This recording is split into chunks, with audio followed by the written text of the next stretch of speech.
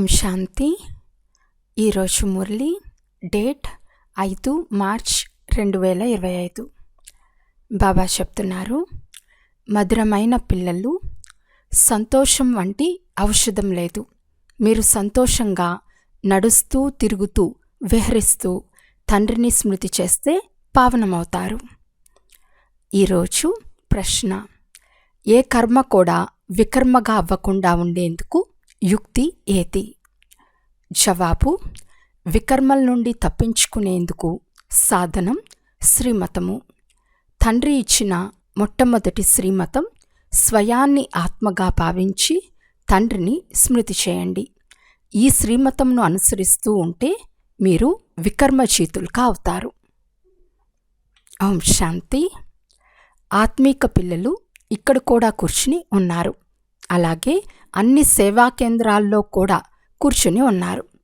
ఇప్పుడు ఆత్మీక తండ్రి వచ్చి ఉన్నారని, వారు మనల్ని ఈ పాత చీచి పతిత ప్రపంచం నుండి మళ్ళీ ఇంటికి తీసుకెళ్తారని పిల్లలందరికీ తెలుసు.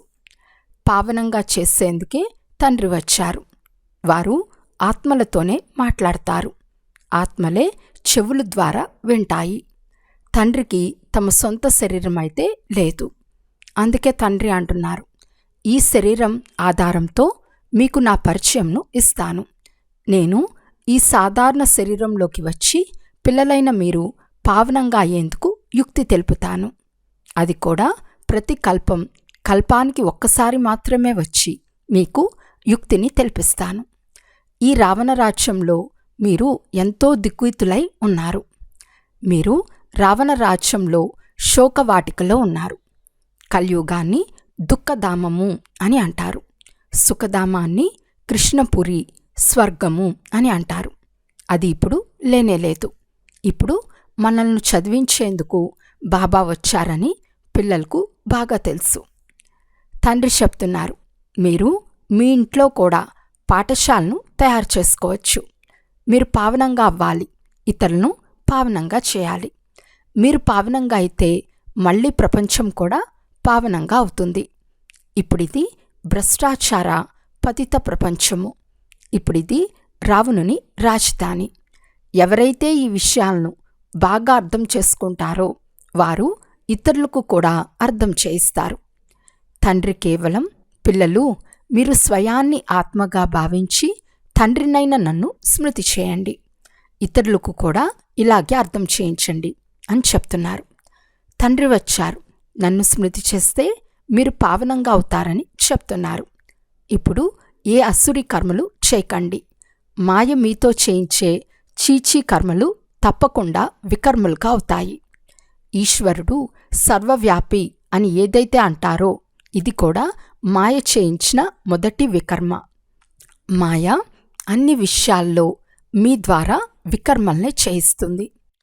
కర్మ, అకర్మ, వికర్మల రహస్యం కూడా బాబా అర్థం చేయించారు.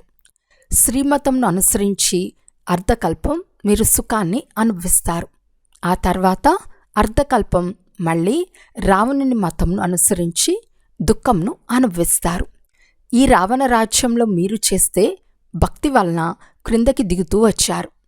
మీకు ఇంతకుముందు ఈ విషయాలు తెలియవు. పూర్తి రాతి బుద్ధిగా ఉండేవారు. రాతి బుద్ధి బంగారు బుద్ధి అని మహిమ చేస్తారు కదా. భక్తి మార్గంలో, ఓ ఈశ్వరా, వీరికి మంచి బుద్ధిని ఇవ్వండి, తద్వారా వీరు యుద్ధాలు మొదలైనవి మానేయాలని అంటారు. బాబా ఇప్పుడు చాలా మంచి బుద్ధిని ఇస్తున్నారని పిల్లలైన మీకు తెలుసు. మధురమైన పిల్లలు, పతితమైన ఆత్మను స్మృతి యాత్ర ద్వారా పావనంగా తయారు చేసుకోండి అని బాబా అంటున్నారు. భలే తిరగండి, విహరించండి. బాబా స్మృతిలో ఎంత దూరం నడిచినా అలసట ఉండదు. శరీరాన్ని కూడా మర్చిపోతారు. ఖుషీ వంటి ఔషధం లేదని గాయనం కూడా ఉంది కదా. ధనం సంపాదించుకునేందుకు మనుషులు ఎంతో దూరాలకు సంతోషంగా వెళ్తారు. ఇక్కడ మీరు ఎంతో గొప్ప ధనవంతులుగా, సంపదకు అధికారులుగా అవుతారు.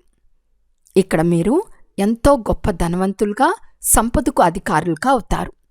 తండ్రి అంటున్నారు, నేను కల్పకల్పం వచ్చి ఆత్మలైన మీకు నా పరిచయంను ఇస్తాను. ఈ సమయంలో అందరూ పతితులుగా ఉన్నారు. పావనంగా చేసేందుకు రండి అని పిలుస్తూ ఉంటారు. ఆత్మయే తండ్రిని పిలుస్తుంది. రావణరాజ్యంలో శోకవాటికలో అందరూ దుఃఖంలో ఉన్నారు. ప్రపంచమంతటా రావణరాజ్యమే ఉంది. ఈ సమయంలో తమోప్రధానమైన సృష్టి ఉంది. సతోప్రధాన దేవతల చిత్రాలు మాత్రం నిలబడి ఉన్నాయి. మహిమ కూడా వారినే చేస్తారు. శాంతిధామము సుఖధామాలకు వెళ్లేందుకు మనుషులు ఎంతగానో తలలు బాదుకుంటున్నారు. భగవంతుడు వచ్చి మన భక్తికి ఫలం ఎలా ఇస్తారో ఎవరికీ తెలియదు. మనకిప్పుడు స్వయం భగవంతుడి నుండి ఫలితం లభిస్తూ ఉందని మీకు తెలుసు. భక్తికి ఫలితాలు 2: 1 ముక్తి, 2 జీవన్ముక్తి. ఇవి అర్థం చేసుకోవలసిన అతి సూక్ష్మమైన విషయాలు. ప్రారంభం నుండి ఎవరైతే చాలా భక్తి చేసి ఉంటారో వారు జ్ఞానాన్ని బాగా గ్రహిస్తారు. అందువలన మంచి ఫలితంను కూడా పొందుతారు. భక్తి ఎక్కువగా చేసి ఉంటే జ్ఞానం కూడా తక్కువగా తీసుకుంటారు, ఫలం కూడా తక్కువగా తీసుకుంటారు. అంతా లెక్కాచారం కదా. పదవులు కూడా నెంబర్ వారుగా ఉంటాయి కదా. తండ్రి అంటున్నారు, నా వారుగా తయారయ్యి వికారాల వశమైతే నన్ను వదిలేశారని అర్థం. ఒకసారి క్రిందకు పడిపోతారు. కొంతమంది క్రింద పడినా మళ్ళీ లేచి నిలబడతారు. కొంతమంది పూర్తిగా మురికి కాలువలో పడిపోతారు. బుద్ధి ఎప్పటికీ చెక్కబడదు. కొంతమందికి లోపల మనసు తింటూ ఉంటుంది, దుఃఖపడుతూ ఉంటారు. భగవంతునికి ప్రతిజ్ఞ చేసి మళ్ళీ వారికి మోసం చేశాను, వికారాల వశమయ్యాను అని లోపల బాధపడుతూ ఉంటారు. తండ్రి చేయి వదిలి మాయకు వశమైపోతారు. అటువంటి వారు వాయుమండలాన్నే చెడిపేస్తారు, శాపగ్రస్తులవుతారు. తండ్రితో పాటు ధర్మరాజు కూడా ఉన్నారు కదా. ఆ సమయంలో మనం ఏమి చేస్తున్నామో మనకే తెలియదు. ఆ తర్వాత పశ్చాత్తాపడతారు. ఇలాంటివి ఎన్నో జరుగుతాయి. కొంతమంది ఆవేశంలో హత్యలు మొదలైనవి చేస్తారు, జైలుకు వెళ్ళవలసి వస్తుంది. ఆ తర్వాత పశ్చాత్తాపడతారు. అనవసరంగా వారిని చంపామని బాధపడతారు. క్రోధం వలన చాలామంది చంపను కూడా చంపుతారు. వార్తాపత్రికల్లో ఇటువంటి సమాచారాలు అనేకం వస్తూ ఉంటాయి. మీరు వార్తాపత్రికలు చదవరు. ఈ ప్రపంచంలో ఏమేం జరుగుతున్నాయి అని మీకు తెలియదు.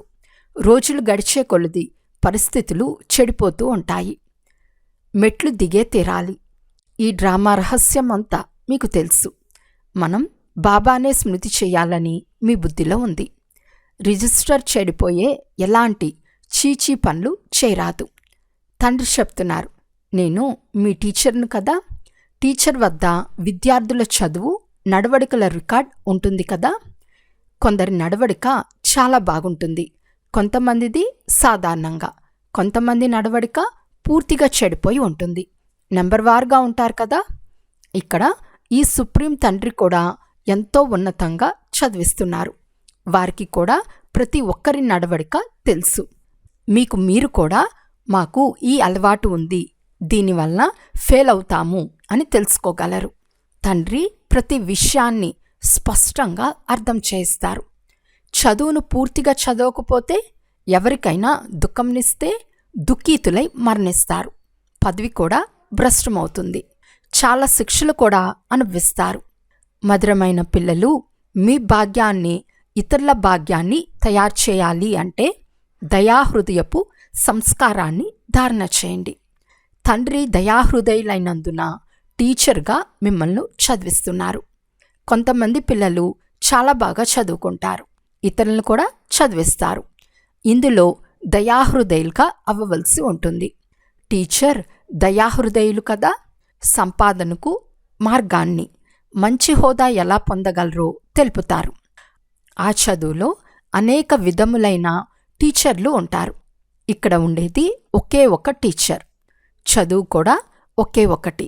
మనుషుల నుండి దేవతలుగా అయ్యే చదువు. ఇందులో ముఖ్యమైనది పవిత్రత.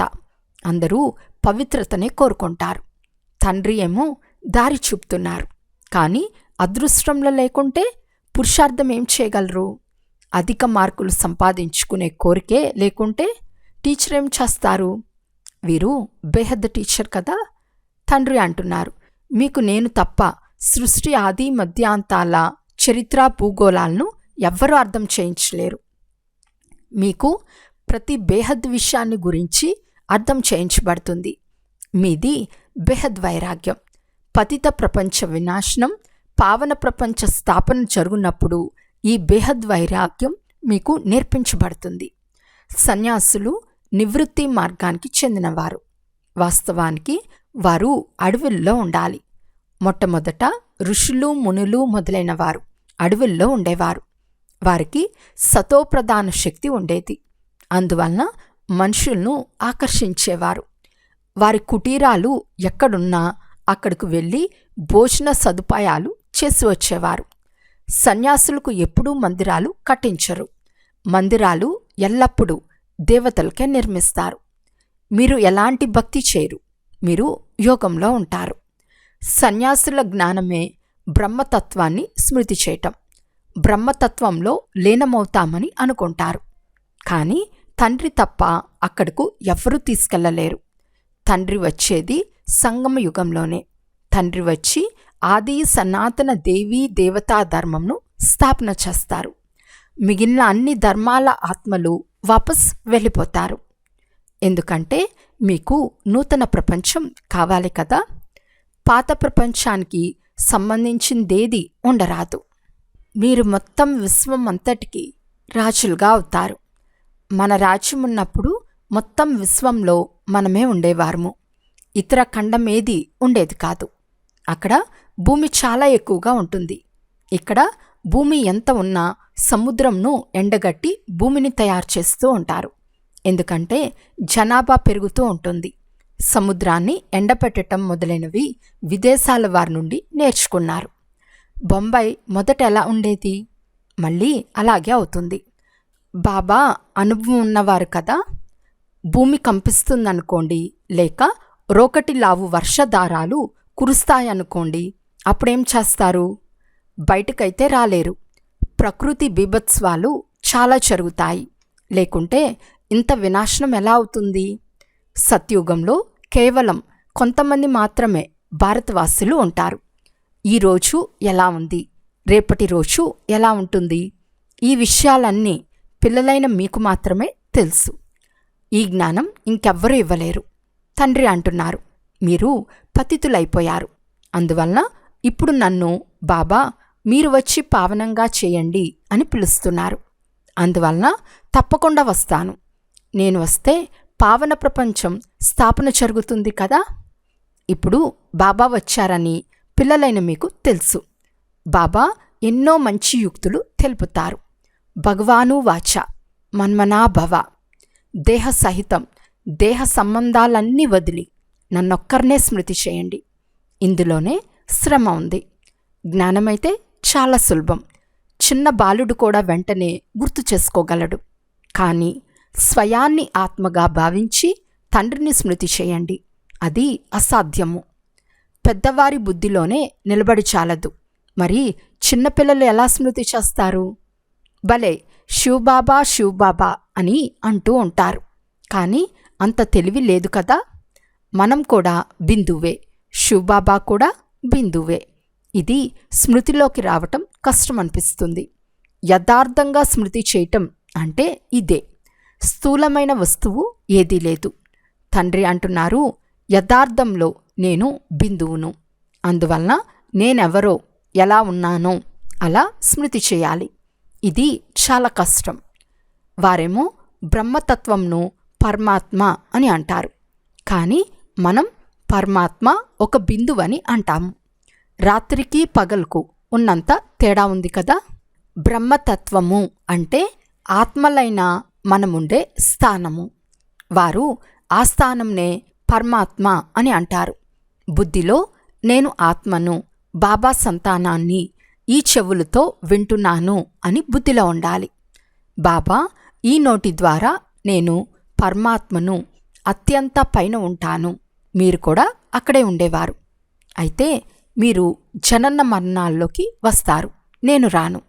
మీరిప్పుడు మీ 84 జన్మలను కూడా అర్థం చేసుకున్నారు. తండ్రి పాత్రను కూడా అర్థం చేసుకున్నారు. ఆత్మ పెద్దగా లేక చిన్నదిగా అవ్వదు. అయితే ఈ ఇనుపయుగంలోకి వచ్చినందున మలినమైపోయింది. ఇంత చిన్న ఆత్మలో మొత్తం జ్ఞానమంతా ఉంది. తండ్రి కూడా చాలా చిన్నగా ఉంటారు కదా, కానీ వారిని పరం ఆత్మ అని అంటారు. వారు జ్ఞానసాగర్లు. వారు వచ్చి మీకు జ్ఞానం తెలిపిస్తారు. ఈ సమయంలో మీరు ఏదైతే చదువుతున్నారో ఆ చదువును కల్పక్రితం కూడా చదివారు. ఆ చదువు ద్వారా మీరు అప్పుడు దేవతలుగా అయ్యారు. మీలో ఎవరైతే పతితులుగా అయ్యి తమ బుద్ధిని మల్లంగా చేసుకుంటారో వారు చాలా తక్కువ అదృష్టం కలవారు. ఎందుకంటే వారిలో ధారణ జరగదు. లోపల వారి మనసు తింటూ ఉంటుంది. ఇతరులకు పవిత్రులుగా అవ్వండని చెప్పలేరు. పావనంగా అవుతూ నేను మధ్యలో ఓడిపోయానని, సంపాదించిందంతా పోగొట్టుకున్నానని లోపల బాధపడుతూ ఉంటారు. మళ్ళీ సంపాదించేందుకు చాలా సమయం పడుతుంది. గట్టిగా తగిలిన ఒక్క దెబ్బనే చాలా గాయపరుస్తుంది. రిజిస్టర్ పాడైపోతుంది. నీవు మాయతో ఓడిపోయావు. నీవు దురదృష్టవంతుడువని బాబా అంటారు. మాయాచీతులు జగచ్చీతులుగా అవ్వాలి. జగచ్చీతులని మహారాజులను మహారాణులను అంటారు. ప్రజలను అలా అనరు. ఇప్పుడు దైవీ స్వర్గస్థాపన జరుగుతోంది. స్వయానికి ఎవరు చేసుకుంటారో వారు పొందుకుంటారు. ఎంత పావనంగా అయి ఇతరులను పావనంగా చేస్తారో, చాలా దానం చేయవారిగా ఉంటారో వారికి అంత ఫలం కూడా లభిస్తుంది. అక్కడ దానం చేయువారి పేరు కూడా ఉంటుంది. మరుసటి జన్మలో అల్పకాలిక సుఖం పొందుతారు. ఇక్కడ 21 జన్మలకు లాభము, పవిత్రతా ప్రపంచానికి అధికారులుగా అవ్వాలి. ఇంతకు ముందు తయారైన వారే మళ్ళీ తయారవుతారు. నడుస్తూ మాయ చెంపదెబ్బ కొట్టి ఒక్కసారిగా క్రింద పడేస్తుంది. మాయ కూడా తక్కువ శక్తి గలది కాదు. 8-10 సంవత్సరాలు పవిత్రంగా ఉంటారు. పవిత్రతపై ఎన్నో గొడవలు పడి ఇతరులను కూడా క్రింద పడకుండా రక్షిస్తారు. ఆ తర్వాత స్వయం క్రింద పడిపోతారు. దీన్ని వారి అదృష్టమని అంటారు కదా. తండ్రి వారిగా అయ్యి మళ్ళీ మాయకు లోబడితే వారు శత్రువులుగా అయినట్లే కదా. ఖుదా దోస్త్ కథ కూడా ఒకటి ఉంది కదా. తండ్రే వచ్చి పిల్లలను ప్రేమిస్తారు, సాక్షాత్కారం చేయిస్తారు. ఇక్కడ భక్తి చేయకుండానే సాక్షాత్కారం జరుగుతుంది. ఎందుకంటే బాబానే సాక్షాత్కారం చేయిస్తారు. అనగా భగవంతుడినే స్నేహితునిగా చేసుకున్నారు కదా. ఎన్నో సాక్షాత్కారాలు జరిగేవి. అందరూ ఇంద్రజాలంగా భావించినందున సాక్షాత్కారాలు నిలిపేశారు. చివర్లో మీకు మళ్ళీ చాలా సాక్షాత్కారాలు అవుతాయి. మొదట ఎంత మజాగా ఉండేది. అది చూస్తూ కూడా ఎంతోమంది బాబా నుండి తొలగిపోయారు. బట్టీలో కొన్ని ఇటుకలు బాగా కాలి బయటకు వచ్చాయి. కొన్ని పచ్చిగా మిగిలిపోయాయి. కొన్ని పూర్తిగా విరిగిపోయాయి. ఎంతోమంది వెళ్ళిపోయారు. ఇప్పుడు వారు లక్షాధికారులుగా, కోటీశ్వరులుగా అయ్యారు. మేము స్వర్గంలో ఉన్నామని అనుకుంటారు. ఇక్కడ స్వర్గం ఎలా ఉంటుంది? స్వర్గం అయితే నూతన ప్రపంచంలోనే ఉంటుంది.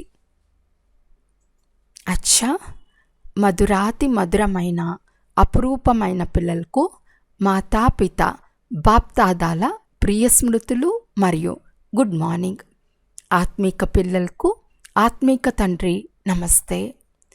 ఆత్మీక తండ్రికి ఆత్మీక పిల్లల యొక్క ప్రియ స్మృతులు మరియు నమస్తే నమస్తే నమస్తే. ధారణ కొరకు ముఖ్య సారము. ఫస్ట్ పాయింట్, తమ శ్రేష్టమైన అదృష్టాన్ని తయారు చేసుకునేందుకు దయాహృదయులై చదవాలి, చదివించాలి.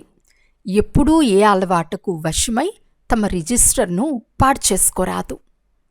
సెకండ్ పాయింట్, మనుషుల నుండి దేవతలుగా అయ్యేందుకు ముఖ్యమైనది పవిత్రత. కనుక ఎప్పుడూ పతితులుగా అయ్యి తమ బుద్ధిని మల్లపరుచుకోరాదు. మనసు లోపల తింటూ ఉండే కర్మ ఏది చేరాదు. పశ్చాత్తాపడే కర్మలు ఏవి చేరాదు. ఈరోజు వరదానము. బీజరూప స్థితి ద్వారా మొత్తం విశ్వానికి లైట్ యొక్క నీటిని ఇచ్చే విశ్వ కళ్యాణకారీ భవ. బీజరూప స్థితి అన్నిటికంటే శక్తిశాలి స్థితి. ఈ స్థితి లైట్ హౌస్ యొక్క పని చేస్తుంది. దీని ద్వారా మొత్తం విశ్వంలో లైట్ను వ్యాపింపచేసేందుకు నిమిత్తంగా అవుతారు. ఎలాగైతే బీజం ద్వారా స్వతహాగానే మొత్తం వృక్షానికి నీరు లభిస్తుందో, అలా ఎప్పుడైతే బీజరూప స్థితిలో స్థితమై ఉంటారో అప్పుడు విశ్వానికి లైట్ యొక్క నీరు లభిస్తుంది. అయితే మొత్తం విశ్వానికి మీ లైట్ను వ్యాపింపచేసేందుకు విశ్వ కళ్యాణకారి యొక్క శక్తిశాలి స్థితి కావాలి. అందుకు లైట్ హౌస్గా అవ్వండి, బల్బ్గా కాదు. ప్రతి సంకల్పంలో మొత్తం విశ్వానికి కళ్యాణం జరగాలని స్మృతి ఉండాలి. స్లోగన్: సర్దుకునే శక్తి నాజూక్ సమయంలో పాస్ విత్ హానర్గా చేసేస్తుంది. అవ్యక్త సూచన: సత్యత మరియు సభ్యతా రూపీ కల్చర్ను సొంతం చేసుకోండి. పరమాత్మను ప్రత్యక్షతకు ఆధారం సత్యత. సత్యత ద్వారానే ప్రత్యక్షత జరుగుతుంది. 1. స్వస్థితి యొక్క సత్యత. 2. సేవ యొక్క సత్యత. సత్యతకు ఆధారము స్వచ్ఛత మరియు నిర్భయత. ఈ 2 ధారణలు ఆధారంతో సత్యత ద్వారా పరమాత్మ ప్రత్యక్షతకు నిమిత్తంగా అవ్వండి. ఏ విధమైన అస్వచ్ఛత అనగా కొంచెం కూడా సత్యత, శుద్ధత లోపించిన కర్తవ్యం సిద్ధి జరగదు. అచ్చా. ఓం శాంతి.